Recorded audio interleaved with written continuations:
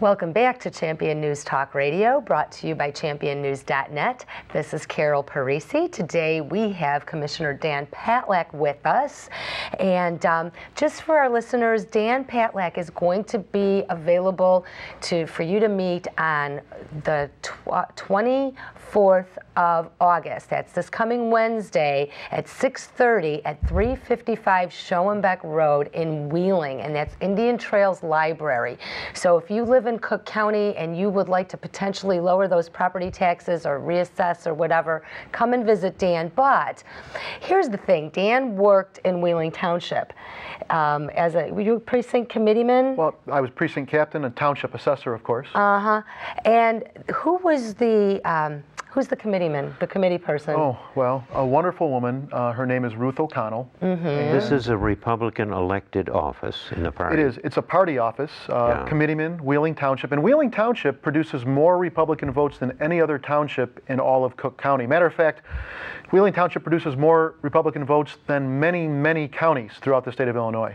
And Ruth is in charge. She's a political leader, and she's a wonderful person. Ruth is a leader. I will tell you, last election cycle, our group, Awaken America, we did not work in the party system, but we would go in and help bring signs. Citizens, we were citizens on activists. The march. Citizens on the march. I love that. But Jack, it was a well-oiled machine. Every table was filled. People were collating. Now then, let's get. Ruth O'Connell is the name you're talking about. Ruth O'Connell is the name, and you know what? And I'm going to give away the situation here. Is a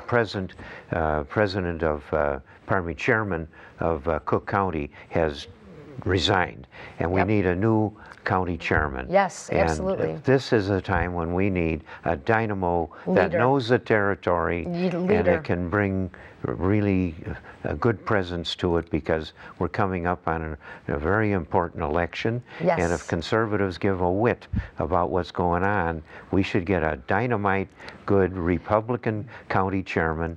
Tell us why. Well, because first of all, Ruth is a seasoned leader. You worked with, how long did you work with Ruth for, Dan? Oh, well, it's been at least 10 years. 10 years. Probably more. Okay. When you have a seasoned leader that has been doing this year in, year out, and built an organization that's effective, efficient, and impactful, you know, Ruth has her people well admired. Respected. She is a strong leader. She gets the work done. And we need to get the work done in the precincts at the precinct level with the party, as well as the grassroots, as well as the campaigns. And it has to be, Jack, like you always say, that three-legged stool. Yeah. It has to have a synergy where we all work together, because if Barack Obama wins another term, I think our republic is over. I really fear for your children and my children and your grandchildren. Well, we got to do our best where we stand. This is the bridge at Concord, and the Redcoats are there. It's our time to stand up. Yes. And Cook County is a big, important political thing, and we need a conservative, a practical, a decent, powerful woman like that to run it. Man or woman, she's outstanding. Her organizational skills. Now, Dan, you were saying something about Wheeling Township. Now, here's the results. Say that again. Wheeling Township has what? Wheeling Township produces more Republican votes in just about any election than any other township or ward in Cook County, but it also produces more Republican votes than many counties throughout Illinois. So it is a significant geographic location. Along with, Palatine Township is nearby. There's a good concentration of Republicans, but they need to be cultivated. They need to be brought out to vote.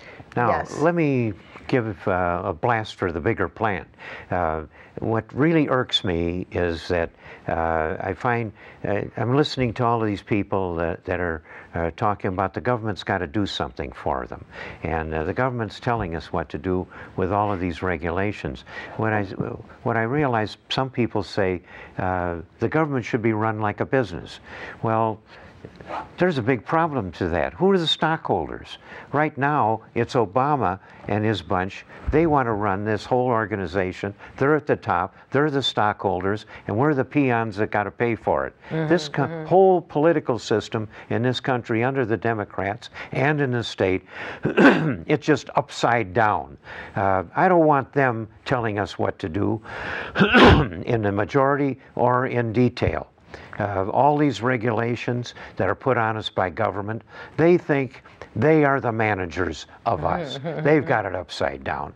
The people that founded our country, they founded a democracy where the taxpayers and the people of it were the ones that operated this thing. They were the owners of it. They're the ones that paid for it. And the politicians are the servants of us. Well, I heard it's called when I look Republic. at as a businessman, when I look at the guys that I have to deal with and all these stinking regulations that they put on all of us citizens and businesses especially, and they're putting regulations all over us. And I think, my God, my taxes are paying to put this guy in office to torture me personally. Well, did you hear about is that what we want out of these guys? No, to pay for somebody to twist our arm with a bunch of stupid regulations that don't generally apply to us or do any real good? We got this whole thing upside down. We don't want Obama to run this like a business with him the chairman of the board. We want to be the chairman of the board, and he's our servant, and he's never going to learn. He's got it upside down, and that kind of a feeling has gone all the way down to the state level as well. We got to put the board in its proper place. Well, we the people in our republic, we the people are what are supposed to tell our politicians. They work for us. We're going to have more of a lively debate after the break.